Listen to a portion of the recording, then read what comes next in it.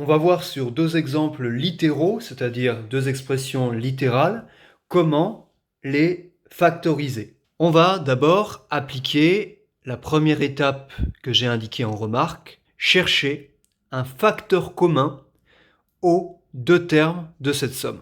Les deux termes de cette somme sont 16a carré et 4ab. Qu'ont-ils en commun comme facteur?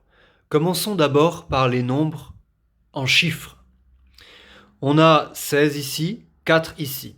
16 et 4 ont plusieurs facteurs communs. 1, bien sûr, mais identifier 1 comme facteur commun n'apporte rien. Ensuite, on a 2. 16 et 4 sont tous les deux des multiples de 2. Si vous voulez que la factorisation soit efficace, c'est-à-dire que l'expression obtenue soit la plus simple possible, il faut trouver le plus de facteurs communs aux deux termes. Et même si 2 est un facteur commun à 16 et à 4, on va préférer 4 qui est un facteur commun à 16 et à 4. Donc 4 est un facteur commun. Maintenant, a carré et ab. Qu'ont-ils en commun? Je rappelle que a carré c'est a fois a et que ab c'est a fois b. Le seul facteur commun qu'ont a carré et ab est donc a. Donc 4 est un facteur commun, a est un facteur commun. Le facteur commun à ces deux termes est donc 4a. Si vous regardez la deuxième étape de la remarque que j'ai indiquée, une fois qu'on a identifié le facteur commun, on le met en évidence. C'est-à-dire qu'on va se forcer à écrire le premier terme de notre somme comme 4a fois quelque chose et le deuxième terme de notre somme comme 4a fois quelque chose, de façon à mettre en évidence ce facteur commun 4a. C'est 4a fois quoi qui donne 16a carré? Commençons par les chiffres. C'est 4 fois quoi qui fait 16? 4 fois 4. 4a fois 4, ça ferait 16a. On a ici a carré, c'est-à-dire a fois a. Ici, on a a, il manque donc a. C'est 4a fois quoi qui fait 4ab? 4, 4, ça c'est bon. A, c'est bon, il manque plus que b. Maintenant qu'on a mis en évidence ce facteur commun 4a, on peut appliquer la distributivité simple dans le sens de la factorisation, c'est-à-dire que le facteur commun 4a, on l'écrit en début d'expression, on ouvre des parenthèses. Ici, il y a une somme, donc ici, il y a une somme.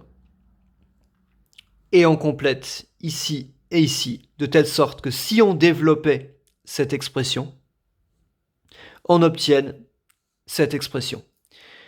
4a fois 4a plus 4a fois b. Si vous développez ça, vous obtenez bien ça. On vient donc de factoriser l'expression qui est ici. Voici l'expression factorisée. On ne peut pas la simplifier plus puisque 4a plus b ne sont pas des termes de la même famille. Ici, les deux termes sont moins 20a carré b et 5ab carré. Commençons par les chiffres. Moins 20 et 5. Le facteur commun est bien sûr 5. Moins 20, c'est 5 fois moins 4 et 5, c'est 5 fois 1. 5 est donc un facteur commun. Regardons maintenant les variables. A carré b et ab carré. A carré b, c'est a fois b. Et ab carré, c'est a fois b fois b. Qu'ont-ils donc comme facteur commun? A, mais pas seulement, b est aussi un facteur commun. Donc ab est un facteur commun. On a 5 comme facteur commun, on a également maintenant ab. Le facteur commun est donc 5ab. En tout cas, le facteur commun qui va permettre de factoriser le plus efficacement possible. Maintenant qu'on a identifié ce facteur commun, on le met en évidence. Je vais donc me forcer à écrire le premier terme comme 5ab fois quelque chose et le deuxième terme comme 5ab fois quelque chose. 5 moins 20. D'abord, 5 moins 20. C'est 5 fois combien qui fait moins 20? C'est 5 fois moins 4. Les variables. A carré b, on a déjà a. Donc pour obtenir a carré, il manque encore un facteur A. Ici, il n'y a qu'un seul facteur B, là aussi. Donc, 5AB fois moins 4A donne bien moins 20A carré B. Ce terme est correct. Ici, on a le facteur 5, là aussi. Les facteurs en chiffres sont donc les mêmes. Ici, on a un seul facteur A, là aussi. Pas besoin d'en rajouter d'autres. Ici, on a un seul facteur B. Là, il y a deux facteurs B. Il manque donc encore un facteur B. Là, ça est bien égal à ça. Maintenant qu'on a identifié et mis en évidence le facteur commun 5AB, on peut factoriser à l'aide de la distributivité simple.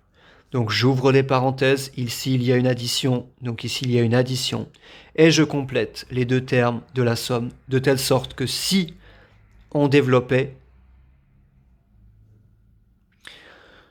on obtiendrait bien l'expression précédente. 5AB fois moins 4A plus 5AB fois B. Si je développe cette expression, j'obtiens bien l'expression précédente. Cette expression est donc l'expression factorisée de celle-ci. On ne peut pas simplifier plus puisque ici on a un terme en A et là un terme en B.